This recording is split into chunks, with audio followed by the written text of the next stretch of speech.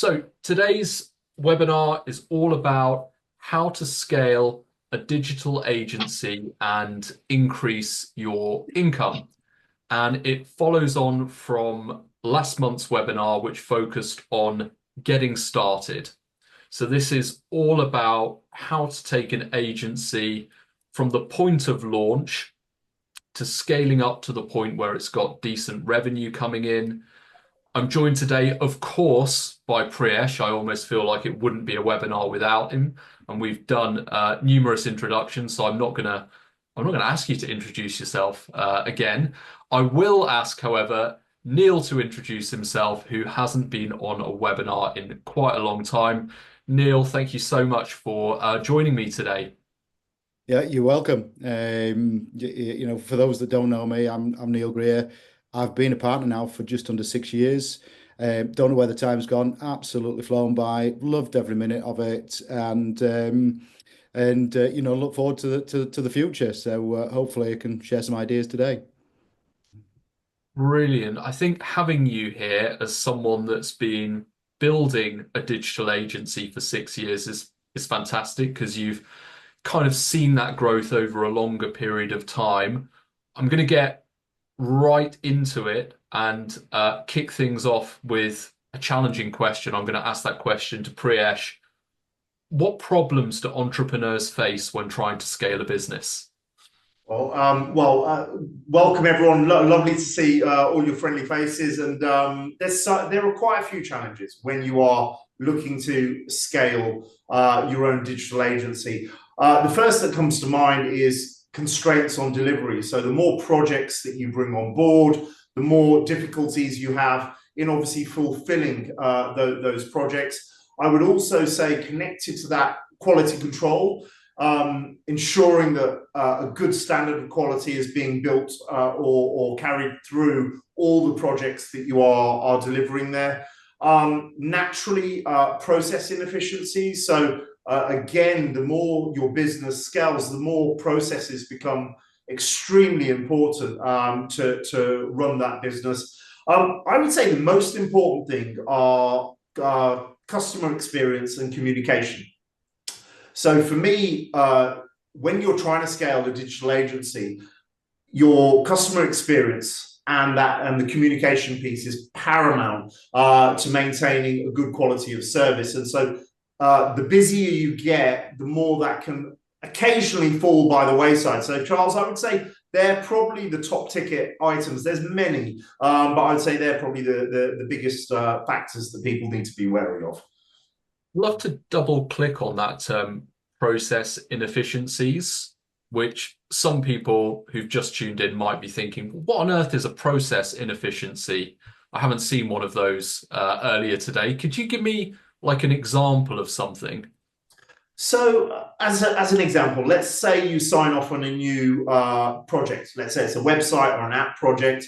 And let's say traditionally your delivery is 3 weeks to complete an initial design. The more projects you bring on board, the more difficult that 3 week deadline becomes. And so putting in processes, putting in not only technical processes, but communication processes to ensure deliverables are met can be an absolute key. I would also say utilizing technology and management tools will obviously help your processes as well. As a simple example, I have a project management board that I use, and that allows me to track key milestones, where we are, when I should be communicating with clients. And so it enables me to not forget and keep on top of things. Even if I say win 5 projects in a week, making sure that the communication and the customer experience is paramount and it's maintained to a very high standard. So a few examples for you. Excellent examples, and some that I hadn't even thought of and considered. Neil, you've obviously built up your business over a 6 year period, but I know that you've worked with many other people in our network and helped them solve problems. What problems do you see entrepreneurs facing when they try and take a business from the point of launch to it really having that traction and that revenue coming in? Yeah, the key things I'm seeing with new partners is number one, fully understanding what we're doing, and so it's important to break it down and take one thing at a time, simple steps, and also in terms of winning that first sale, where do they go? How do they get it? Some people are perhaps a little bit unrealistic in the way the marketing, but when we sit and talk and make it simple for them, and talk about going networking and building your referral network, it becomes easy. So, a lot of people, it's just a little bit of time at the beginning, focusing on what they can do and what they can do quickly, and then talking to the right people and finding where to go to get the prospects, and then grow it from there rather than try and do too much too soon and everything, right from the start. So taking off or biting off more than you can chew. And you also mentioned something that I wrote down. You said unrealistic expectations of marketing, I Well, suppose. yeah, perhaps that didn't quite come out the way I was expecting it. We get people who want to do things. They think there's a quick win in perhaps in terms of email marketing or not going out and talking to people. And for me, this is a really simple thing to sell. If you go and talk to people, you'll find people that want it. So networking is really key.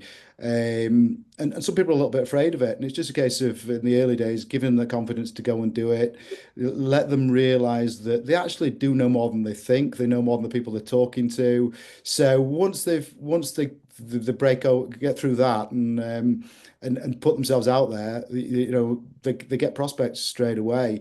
But it's the ones that try and think, oh, well, I'll get everything through social media or I'll get everything through email marketing. Yeah, it'll come eventually, but it won't at the start. You need to talk to people face to face. Yeah. So you're not discounting digital as a way to find No, customers, but your starting point really needs to be getting out there in front of people and not feeling like you have to be an expert. absolutely.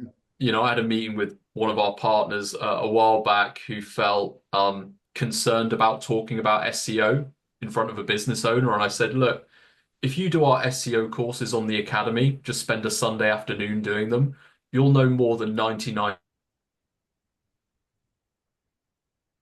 Nope. so much. Thinking about your own personal business, Neil, how has Eazi-Business helped you achieve that growth and that scale? It's done a lot of things to help. So if I go back to the day I started, and my main focus was selling mobile apps. So I received some excellent training, and then excellent ongoing support. Then, very soon after that, or Easy Sites came on board, and then Easy SEO, and then the Sales and Success Center. So one of the things has been, constant increase in the solutions that we've got to offer, which obviously means, there's more opportunity when we're talking to people. That's been backed up by fantastic training. And not just early training, this has been ongoing. So we've had, the partner sessions that we run a couple of times a month. More recently, the mastermind sessions. And I've been doing this for 6 years, and yet I've had one of my best weeks ever just this last week. And things I've learned on these mastermind sessions have delivered that business, without shadow of a doubt. And so it's the training, it's the products and services, and also it's and I've lost my thread here. It's the yeah, it is that ongoing support, thinking you're part of something, and there's always people there to if you're struggling, there's people there that you can talk to that will help you, deliver a solution and come up with the right answer. So there is so much, and it's just got better and better and better over the 6 years, and I see that as the future. It's that's what I love about it, that when we go back to Zach and now Priyesh and yourself, everyone is so passionate about making people successful, and it comes through, and it's I say it has a big impact on everybody. Well, really good to get that feedback. So before I let everyone into the webinar, it was just me and Neil. the way I like it, of course. And you telling me about this week you've had, Neil, and I wondered if maybe you might be open to sort of sharing what's happened over the last few days. Yeah. I've been on pretty much all the mastermind sessions recently, and there's been a number. So there was a really, really good one I absolutely loved about how to sell websites. Now I've been selling websites for 4 or 5 years, and yet the way that it was delivered on the session with the new website consultation platform. There was a lot more structure put around how to do it. And then we've had a recent session on setting goals and targeting and just that extra little bit of focus. Just sometimes when you're on the calls, you're writing things down and you're thinking about it, and then you go away afterwards and you sit down and look at, well, how's that compared to what I've been doing? Where can I make little improvements? And that ended up with last week. I won 3 new websites and 2 apps. And in fact, one of those websites will come with an app as well. Some of those are instant, but they've come from just looking at my pipeline and looking at my referral network, concentrating on 1 or 2 different referral partners that people that I knew that perhaps I'd not put the focus into in the past, and it's really delivered, and it sort of delivered almost without me knowing it. It just happened. And these have been some new clients, some referrals from existing clients and from a network. And not only that, there's literally I've come off a call with one of them today, one of the websites I've won, and it was the website consultation platform that won that one. They loved it, thought it was a really professional way of doing things. And the ladies introduced me to a graphic designer who would be a perfect referral partner. So I'll meet up with him in the new year. So there's been a lot of things that have come out of these recent calls that have just made me, and probably a lot of the other partners who've been doing this for a while, just have a little think and sit down and learn and look at different ways of doing things. And it pays off. It really does. Brilliant. Well, really good to hear about those successes. I think to pick up that many projects in a week in December is kind of unreal, really. And no doubt your family won't be impressed at you sitting there building apps and websites at the dinner table on Christmas Day. But still incredible to get that kind of growth. I wanted to ask Priyesh about the success playbook and about the mastermind sessions specifically. And I really wanted to find out what strategies you recommend to entrepreneurs who want to scale their agencies. Yeah, so thanks, Charles. And I think that just to give some context for everyone on today, so I'm proud to be CEO of Eazi-Business, but I am still a partner of Eazi-Business. So I joined as a licensee 7 years ago, have been scaling my own digital agency for the last 7 years. Proud to have got to in excess now of 500 clients in that space of time. And so what I wanted to do was to write a playbook of what I've done in the last 7 years to get to 500 clients. And that is now called the Success Playbook. And that was delivered to the partner network, I think, around 7 or 8 weeks ago. As a follow-on from that, we decided to run weekly mastermind sessions, cherry picking certain chapters in the Success Playbook, deliver them, explain the theory, but also do a Q&A session so it helps the partners understand the strategies and tactics behind what's written in Word there. And we're I think the 6th mastermind we've completed this year. And there's one particular chapter in the playbook, and it is titled How to Scale Your Agency. There's a number of subsections within that chapter, but one of the parts of it is called the Icons Framework. So this is a framework I've come up with myself, and it really underpins how agencies can scale their own digital agencies. So icons, it stands for I is for introducers, C is for clients, O is for opportunities, N is for networking, and S is for scalability. So just to give you some context on the icons framework, I for introducers, what's absolutely key is to connect with people who are speaking to your target market before they speak to you. So as a simple example, a graphic designer, a prospective client might go to a graphic designer for a rebrand and a new logo. And then the next follow-on would be, for example, a website.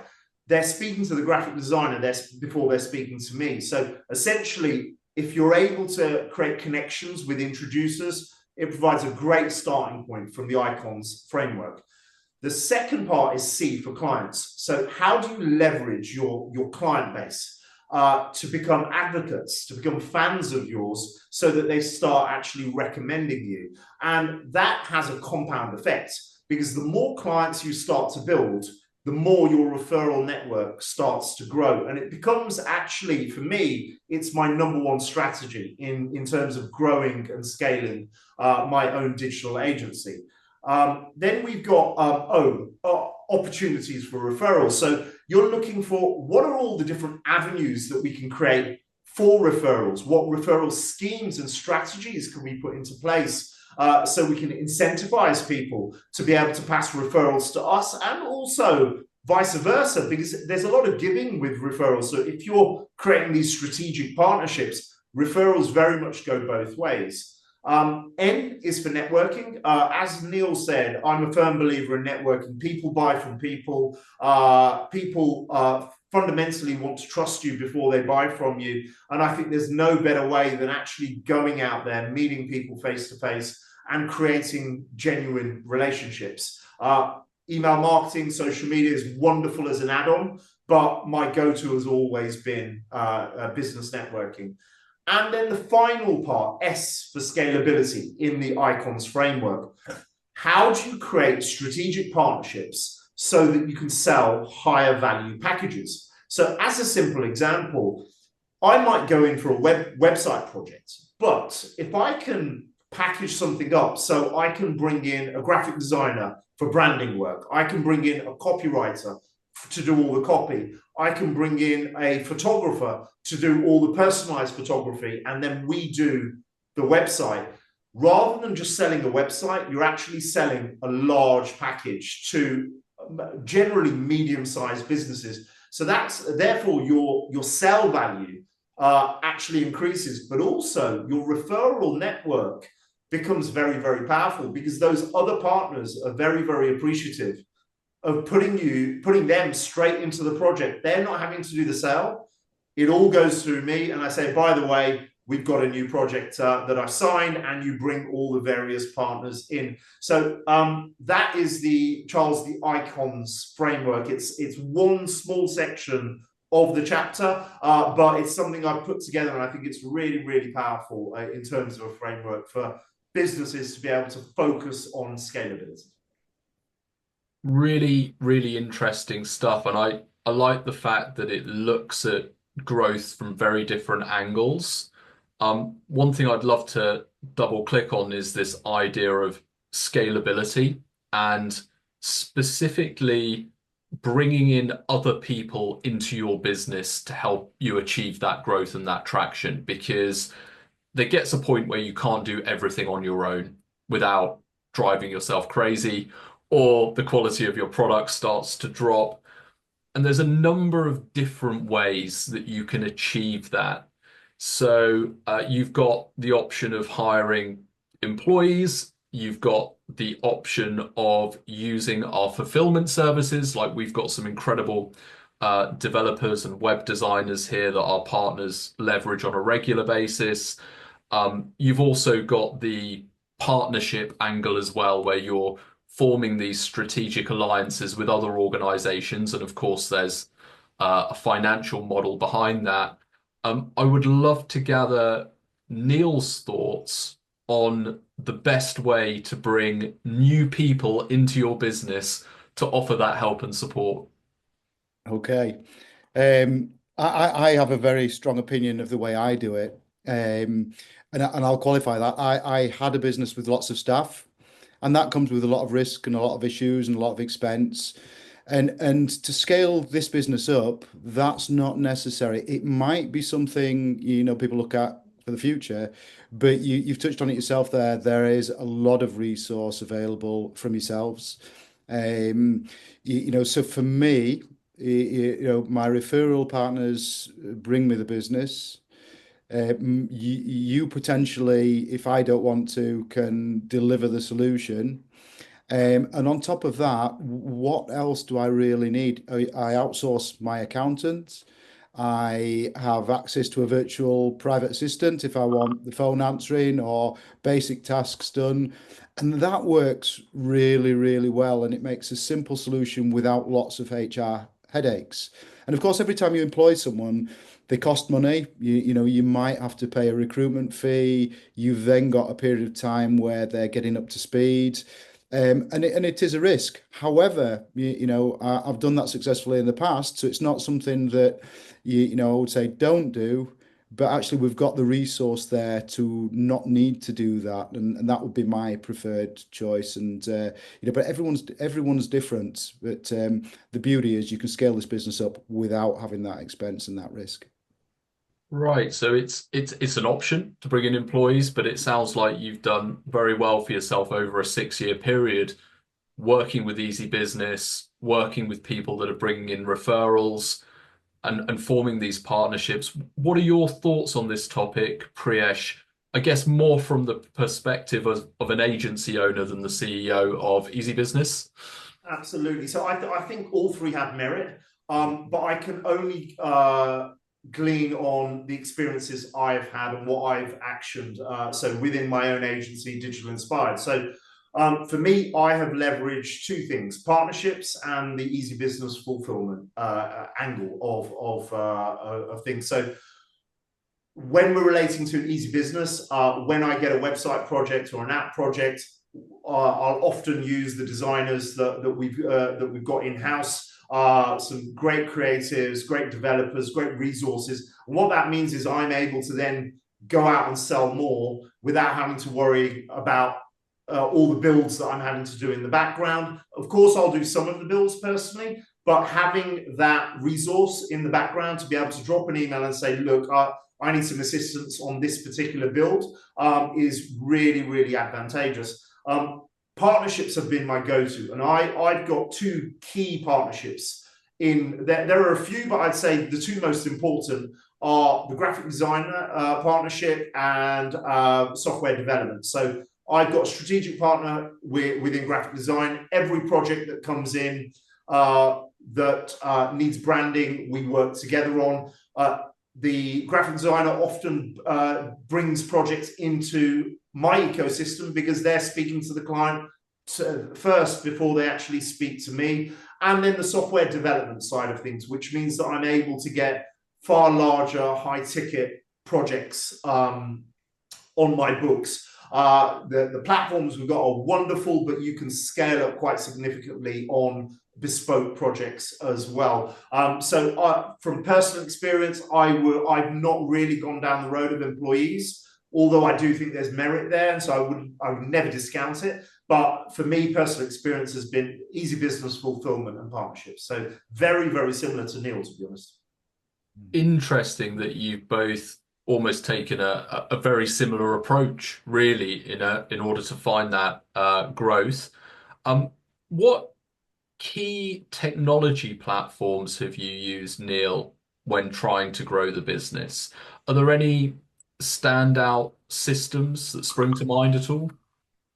It's quite simple, really. Other than the platforms that you provide that deliver the solutions. For me, it comes down to a few others. An accounting software that that you can run your business on. Go cardless for collecting your direct debits, and something that I found that I use more and more that I was terrible at using at the start is a good CRM. And just to be on top of you know, what's going on. You know, I use that for managing my projects, for, you know, all my clients, relationship management, everything really. And those three things are all I really use. And you know, that runs a business. It's a simple business to run. It really is. It's just making sure you've got control of it. Yeah.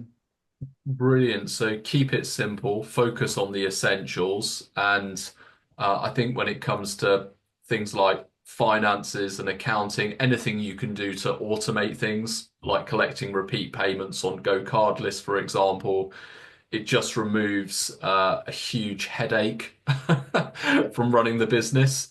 Um, I guess one of the key elements to success when scaling a business, most people would say, would be customer retention. Because if you're onboarding new customers, but your current customers are leaving all the time, you're kind of spinning your wheels. It's really, really difficult to achieve growth. I wondered, and this was actually almost like a question for both of you. Maybe you could go first, Priyesh. What things would you do to ensure good levels of customer retention? So I think you've got obviously great service. I think communication is one of the most undervalued resources we have in business. When I'm a firm believer in over communicating. I think that often, even if there's minimal updates or news to pass over, I think that if you over communicate, you give your customer or client genuine peace of mind that it's in hand. I would always try to exceed expectations. A simple example of this is, let's say we're delivering a 6-page website. I'll always throw in a 7th page for free that I think will be advantageous and beneficial to their business. And I won't tell them I'm doing it, but on delivery of that first design, I'll showcase the first 6 pages and I'll say, by the way, I've got a surprise for you, and showcase the 7th page and explain my rationale behind adding that additional page and the impact it will have on their business. Little things like that, the extra value that you offer, create great retention in a business.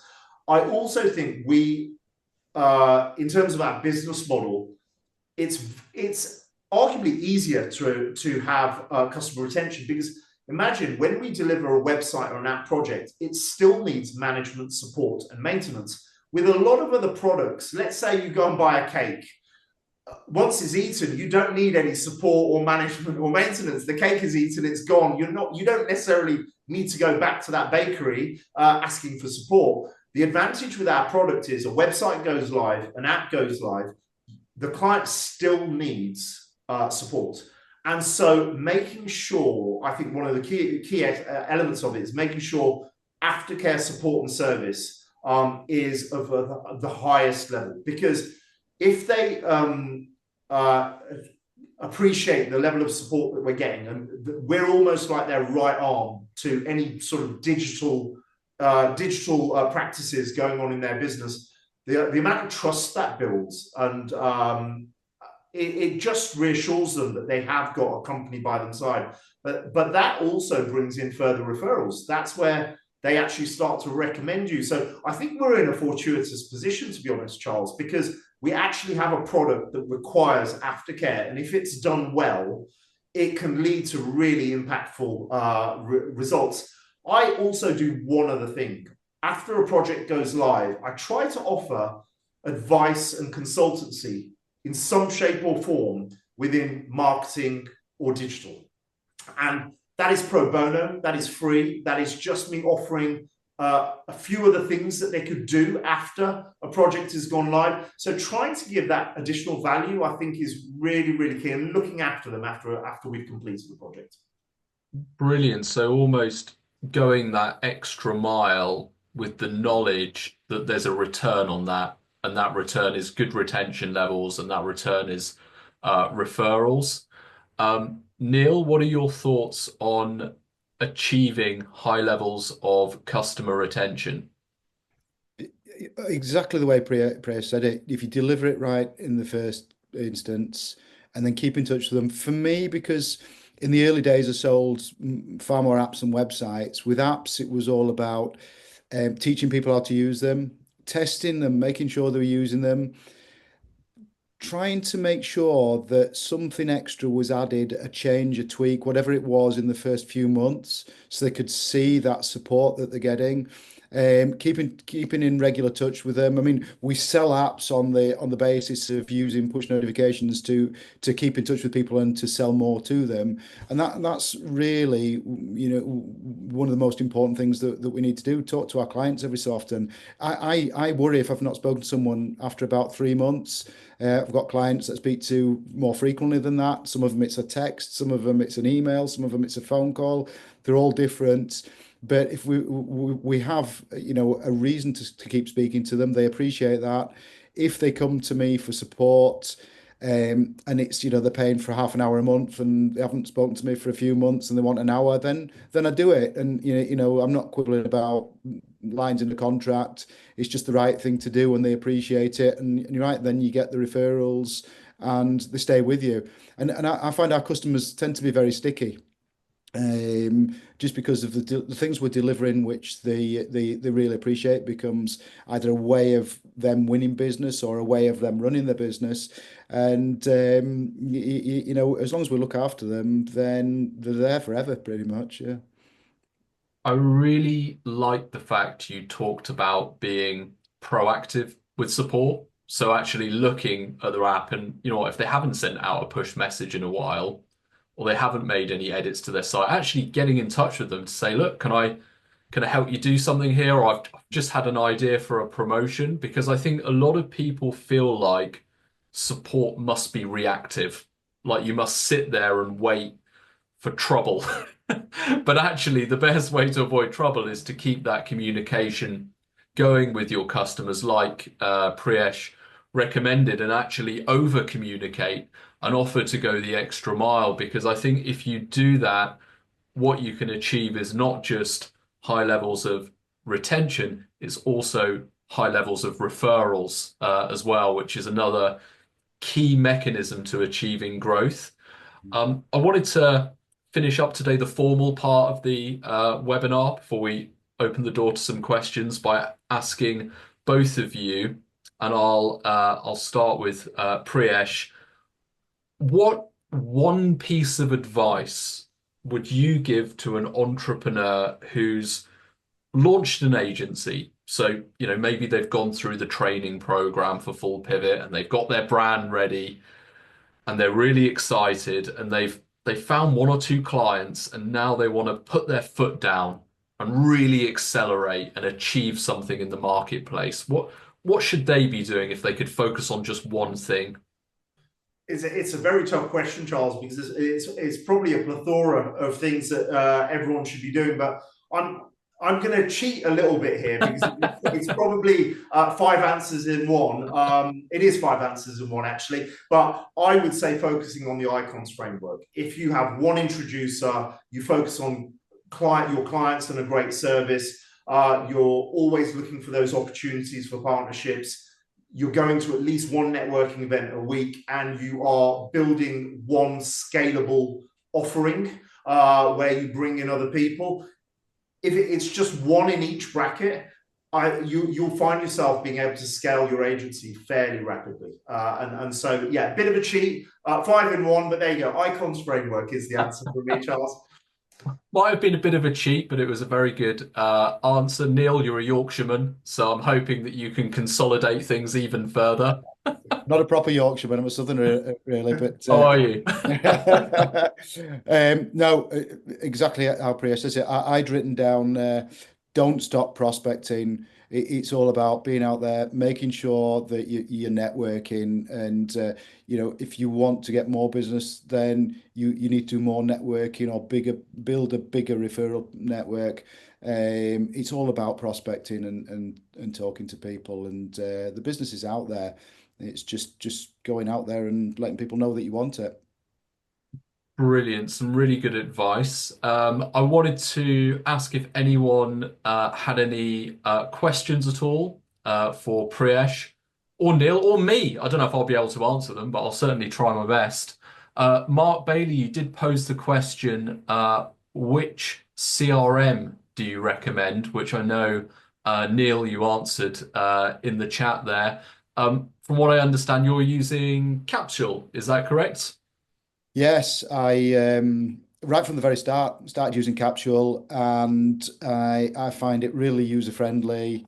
It does everything that I want. There's been enhanced over the years, and I've had no reason to change, and it's well priced as well. So it's a nice little solution. Yeah. Brilliant. And Full Pivot now does come with the Sales and Success Center. So Yeah. you can not just store customer information, you can email out to clients. You can also forecast your pipeline as well. So if Yeah. you are new to CRM systems and want to use the included solution with Full Pivot, that option is there. It's also available with our other packages. I wonder if Priyesh, you had any thoughts on CRM systems? It's the only question I've had through, so we might need to talk about it for a while. No worry. Yeah, I've used a few in my time. It's a mix between two for me. One is what Neil said, Capsule, and the second one is Monday.com. They're my two go-to that I use on a regular basis. I've used others as well, and other project management boards like Trello and Teams. But for me, the most in terms of user experience, ease of use, and just simplicity of how it displays where your prospects are, what you should be doing on a day-to-day basis. My go-to are those two, Capsule and Monday.com.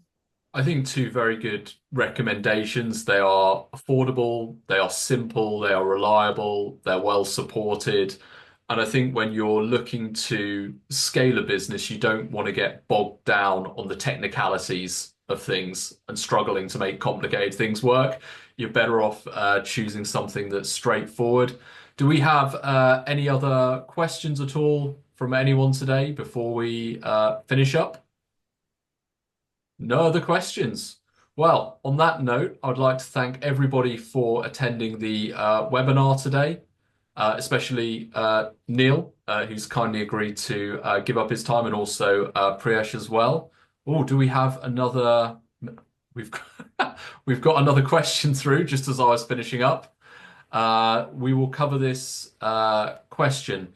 You said you have 300 partners globally. Can you list some partners? I think the easiest thing to do, Shaheem, would probably be to contact our business development team. They can have a chat with you, learn where you're located, and then perhaps give you some indication as to who's nearby. I've got a thank you from Shaheem. You're very welcome, Shaheem. Okay, so thank you everybody for attending the webinar today and giving up your time. I'd like to end with a quick reminder that up until the end of the month, we are discounting Full Pivot and Easy Apps by £2,000 for anyone that joins the network. So if you would like to take advantage of that offer, by all means, contact the business development team or reach out to me directly. If I don't speak to you all beforehand, I'd like to wish you all a very Merry Christmas and a wonderful start to next year. Take care, everyone.